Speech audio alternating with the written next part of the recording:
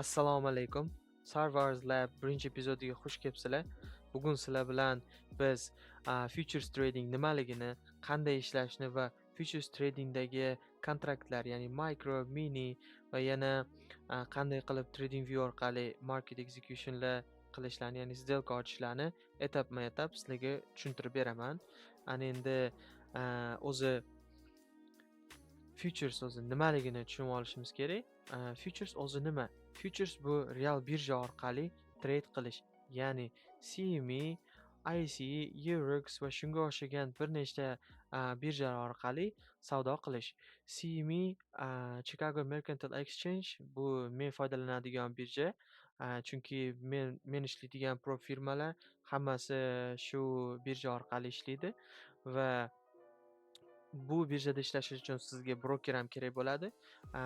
Bir nechta brokerlar bor. Bular Tradeway, Rithmic va NinjaTrader shunga o'xshagan yana boshqa brokerlar bor. Eng 3 ta asosiysi shular. Va men Tradeway brokerini foydalanaman. O'zi futures bilan Forex'ni farqi, futuresda real time data bo'ladi, marketda volume katta bo'ladi va narxlar transparent bo'ladi. Sababi broker narx belgilamaydi va manipulate qila olmaydi. Ya'ni bozorda narxni bozorni o'zi belgilaydi, broker emas. Va shunaqa bo'lgandan keyin Forex'dagi slippage, spread va fake wicklar, shamchalar tashab ketishlar bunda umuman kuzatilmaydi, chunki siz haqiqiy birjani o'zida, bozorni o'zida savdo qilasiz. Ana endi US based, ya'ni Amerikada ko'p treyderlar mana shu futures tanlashadi Forex'ga qaraganda. Sabablarini aytdim. Yana katta sabablaridan biri Forex restrictionlar juda ham ko'p Amerikada. Shu sababli futuresda ishlashadi. Forex'ni restrictionlari, ya'ni ba'zi bir muammolar bo'lgani bilan futuresda ishlashni juda ham qulay qilib qo'yishgan. Shu sababdan o'zim ham futuresda ishlashni boshladim va ana endi sizlarga tushuntirib beradigan narsalarim yana bittasi bu kontraktlar. Kontraktlarni hali yana chartida yana oddiy tushuntirib beraman. Bu yerda ko'rsatgan narsam mini va micro kontraktlar. Kontraktlar ikki xil turga bo'linadi. O'zi kontrakt degani Forex'dagi lot bilan bir xil ma'no. Ya'ni position ochayotgan vaqtingizda siz position ochayotgan vaqtingizda bir kontrakt, ikki kontrakt kerak bo'lsa, 1000 kontraktgacha farqi yo'q. Uni qilib ketaverasiz. O'zingiz nechta kontrakt yozsangiz ham shuncha kontrakt ochib beradi position. Mana bu joylarda bor. Va shu narsa aytiladi. Va bu narsa ikkita turga bo'linadi. Mini kontraktlar va micro kontraktlar bo'ladi.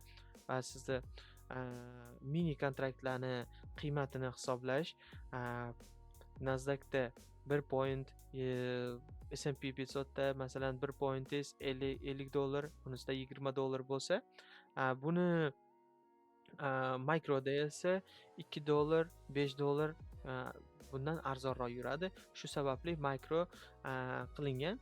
Mikroni qilinishini asosiy sababi mini kontraktlar ochgan vaqtingizda bu fixed Forex'dagidagi $1000 risk yozib, siz ochib keta olmaysiz. Sizda 1 pointingiz $20 bo'lgandan keyin bir kontraktingiz juda ham katta $500, $700 yoki $1000 bo'lib ketish ehtimollari ham bor. Shu sababdan mikro ochiladi. Mikrolarda risk rewardni osonroq boshqarasiz. 1 point bu xuddi Forex'da 1 punkt degandagi bo'ladi, o'lchov birligi. Buni yana ham kichkinarog'i tik deyiladi. Forex'da bu narsa pipga to'g'ri keladi. Ya'ni 1 pip, 2 pip, 3 pip, 4 pip.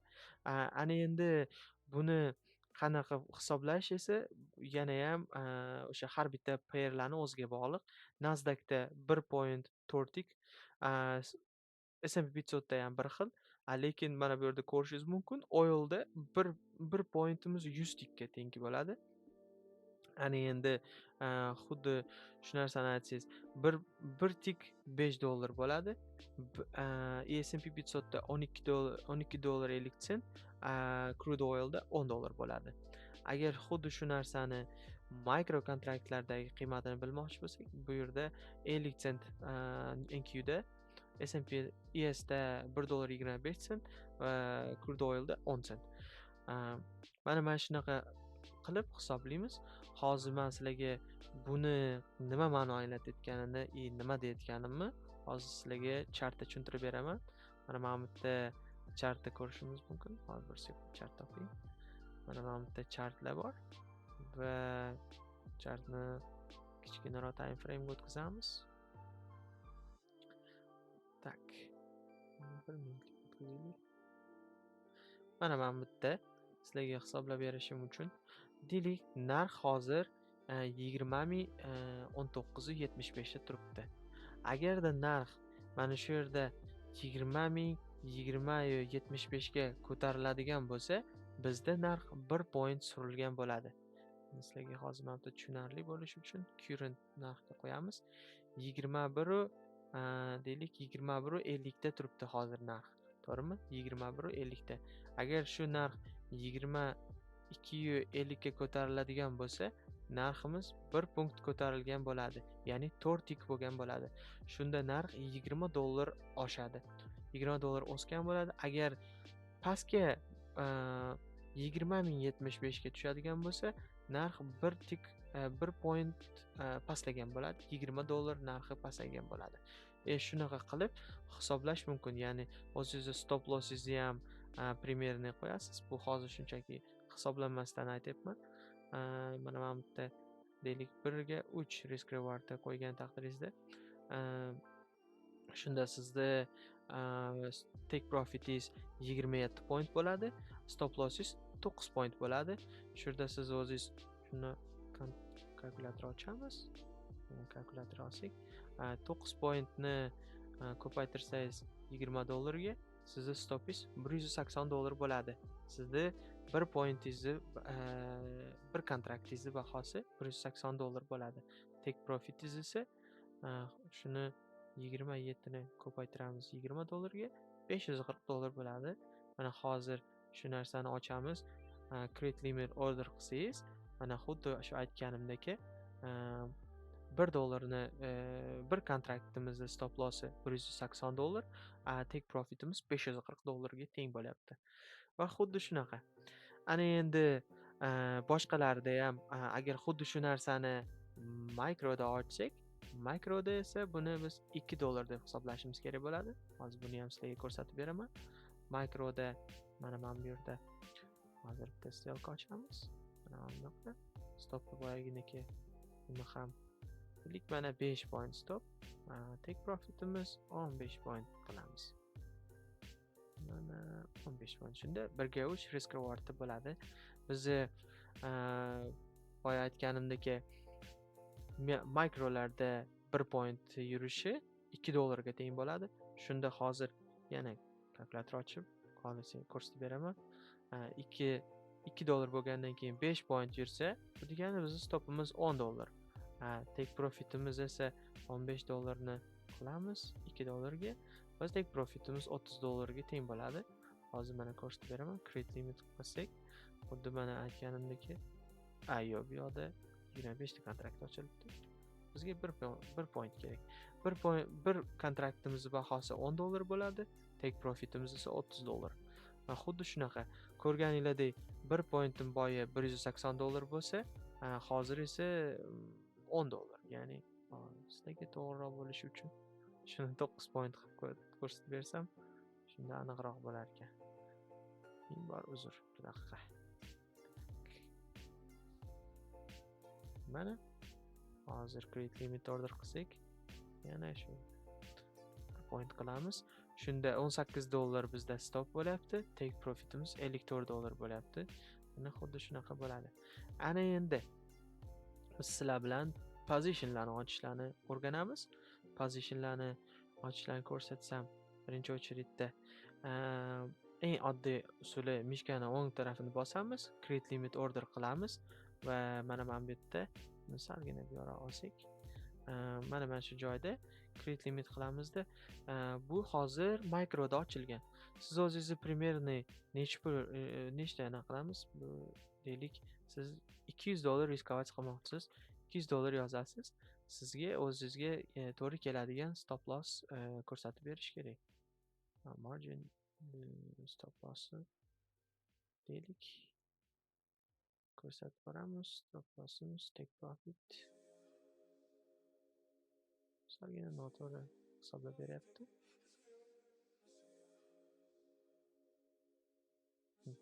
Hozir mana 10 kontrakt qilganimizda mana 11 kontrakt qilamiz.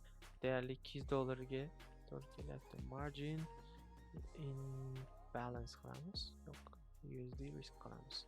Ha, mana endi to'g'ri bo'ldi. Mana bu joyda narsani to'g'rilab olish kerak bo'lgan ekan. Mana shu yerga $200 yozsangiz, o'zingizga kerakli kontraktni hozir ko'rganingizda 11 kontrakt chiqarib beradi. Agar $300 risk qilmoqchi bo'lsangiz, sizga nechta kontrakt bilan pozitsiyangiz ochilishini ko'rasiz. Pozitsiyani ochmoqchi bo'lganingizda, shu risk rewardlaringizni ko'rganingizdan keyin buy knopka bosiladi va o'zi kelib sizni limitingizni oladi. Agar deylik, xuddi shu holatda execution qilaman desangiz, market bilan kirib ketadigan bo'lsangiz, unda shift S bosiladi. Buni qo'yamiz va market qilasiz. Примерный deylik 10 kontrakt risk qilmoqchimiz. 10 kontrakt risk qilamiz. Sell bosamiz va position ochiladi. Market execution bo'ldi. Ana endi hozir shu joyda biz buni ochgandan keyin qanaqa qilib stop loss bilan take profitni qo'yishni o'rganamiz. Lekin hozir ko'rsatib beraman. Mana shu oldiga olib kelsanglar, mana bu joyda примерный stoplarni bilasizlar. Shu liniya bilan eng o'ng tomoniga kelsa, mana bu yerda plus knopka turibdi. Shu plus knopkani bosamizda shu joyda buy stop qo'yiladi. Bitta. Endi take profit ga keladigan bo'lsak, take profit ni ham примерно shu joyga olib kelamiz va plus bosib buy limit qo'yiladi. Buy. Bo'ldi. Ana endi bizda take profit, take stop loss va take profitlar joylari belgilandi. Buni mana yopsak, hozir positionda ular ham qo'shilib yopiladi. Hozir sizlarga real accountni ko'rsatib beraman. Bu demo shotda ozgina ko'rsatdim. Men odatda demoda ishlamayman. O'shanga hozir ana endi sizlarga shu birato'la ko'rsatib ketaman. Qanaqa qilib brokerdan hisob olganinglardan keyin o'zingizlarni akkauntinglarni qo'shishinglarni. Tradeway ga kiramiz. Mana bu yerda login parollarni so'raydi. Tradeway da bergan password teriladi. Connect qilamiz va mana akkauntimga kirdi hozir. Ana endi hozir sizlarga micro crude oil ga kiramiz. Crude oil da sizlarga execution hozirgina boshqatdan ko'rsatib beraman. Tak. Xuddi shunaqa bitta dona, bir dona 83 ta kerak emas. Bitta sell position ochdik. Hozir mana $2 minusda turibdi. Va где-то mana shu joyga stop qo'ymoqchiman. Stop qo'yamiz. Buy stop. To есть, qanday? Position ochdim-ku. Uzr. Mana bu joyga stop qo'yamiz. Buy stop qo'yiladi. Buy qilinadi. Mana stop qo'yildi. Endi take profit oladigan joyimiz где-то shu joyda deylik. Shu joyga qo'yamiz desak, mana yana shu plus knopkani qilamiz. Buy limit bosiladi.